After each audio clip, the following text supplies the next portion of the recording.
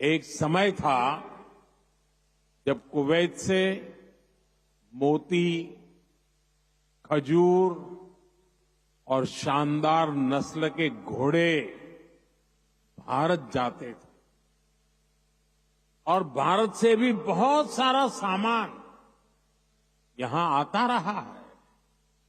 भारत के चावल, भारत की चाय, भारत के मसाले, कपड़े, लकड़ी यहां आती थी। भारत की टीकवुड से बनी नौकाओं में सवार होकर कुवैत के नाविक लंबी यात्राएं करते थे। कुवैत के मोती भारत के लिए किसी हीरे से कम नहीं रहे हैं। आज भारत की ज्वेलरी की पूरी दुनिया में धूम है, तो उसमें कुवैत के मोतियों का भी योगदान है। गुजरात में तो हम बड़े बुजुर्गों से सुनते आए हैं कि पिछली शताब्दियों में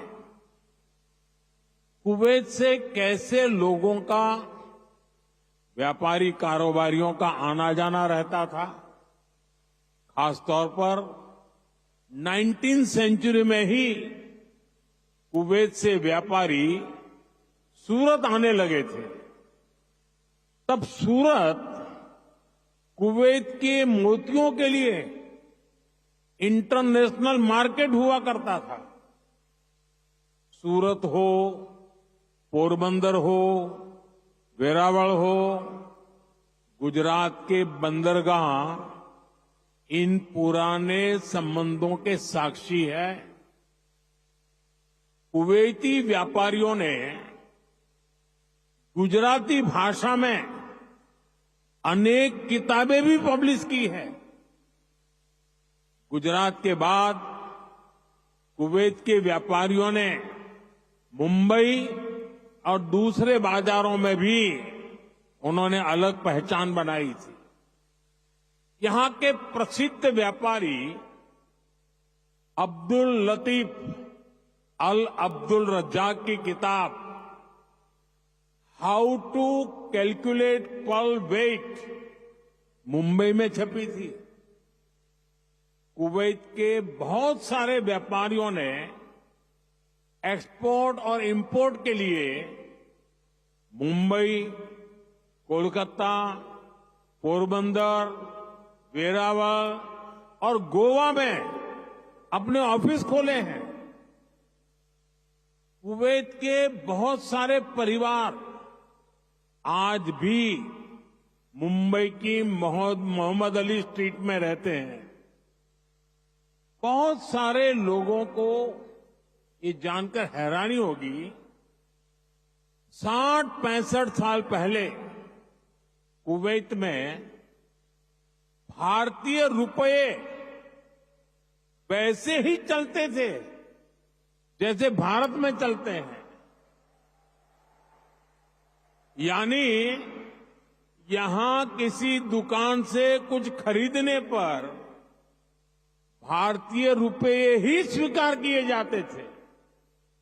तब भारतीय करेंसी की जो शब्दावली थी, जैसे रुपया, पैसा, आना, ये भी कुवैत के लोगों के लिए बहुत ही सामान्य था। साथियों, भारत दुनिया के उन पहले देशों में से एक है जिसने कुवैत की स्वतंत्रता के बाद उसे मान्यता दी थी। और इसलिए जिस देश से, जिस समाज से इतनी सारी यादें जुड़ी हैं, जिससे हमारा वर्तमान जुड़ा है, वहां आना मेरे लिए बहुत यादगार है। मैं कुवैत के लोगों का यहां की सरकार का बहुत आभारी हूं। मैं हिज हाइनेस द अमीर का उनके इनविटेशन के लिए विशेष रूप से धन्यवाद देता हूं। साथियों, अतीत में कल्चर और कॉमर्स ने जो रिश्ता बनाया था वो आज नई सदी में नई बुलंदी की तरफ आगे बढ़ रहा है। आज कुवैत भारत का बहुत अहम एनर्जी और ट्रेड पार्टनर है। कुवैत की कंपनियों के लिए भी भारत एक बड़ा इन्वेस्टमेंट डेस्टिनेशन है। मुझे याद है his highness crown prince of Kuwait ने न्यूयॉर्क में हमारी मुलाकात के दौरान एक कहावत का जिक्र किया था। उन्होंने कहा था, when you are in need, India is your destination.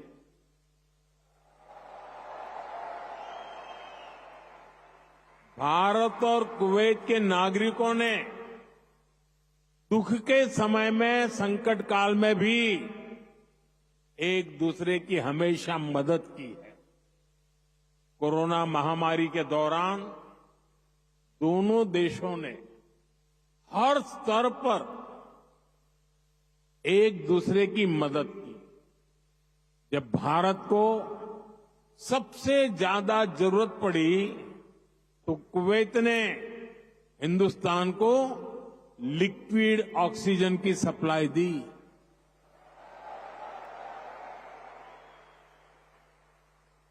His highness the crown prince ने खुद आगे आकर सबको तेजी से काम करने के लिए प्रेरित किया।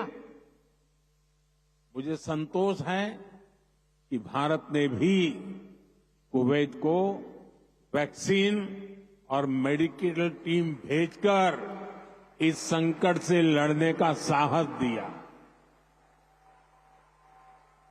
भारत ने अपने पोर्ट्स खुले रखे ताकि कुवैत और इसके आसपास के क्षेत्रों में खाने पीने की चीजों का कोई अभाव ना हो। अभी इसी साल जून में यहां कुवैत में कितना हृदय विदारक हादसा हुआ। मंगब में जो अग्निकांड हुआ उसमें अनेक भारतीय लोगों ने अपना जीवन खोया। मुझे जब ये खबर मिली तो बहुत चिंता हुई थी, लेकिन उस समय कुवैत सरकार ने जिस तरह का सहयोग किया वो एक भाई ही कर सकता है। मैं कुवैत के इस जज्बे को सलाम करूंगा। साथियों, हर सुख दुख में साथ रहने की ये परंपरा हमारे आपसी रिश्ते, आपसी भरोसे की बुनियाद है।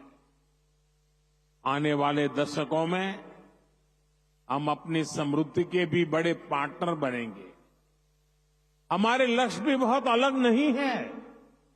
कुवैत के लोग न्यू कुवैत के निर्माण में जुटे हैं।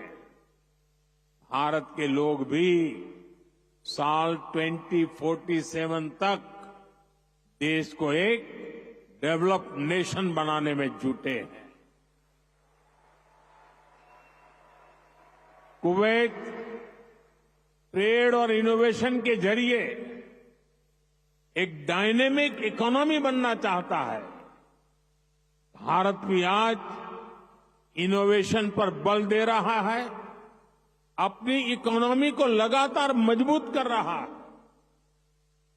ये दोनों लक्ष्य एक दूसरे को सपोर्ट करने वाले हैं। न्यू कुवैत के निर्माण के लिए जो इनोवेशन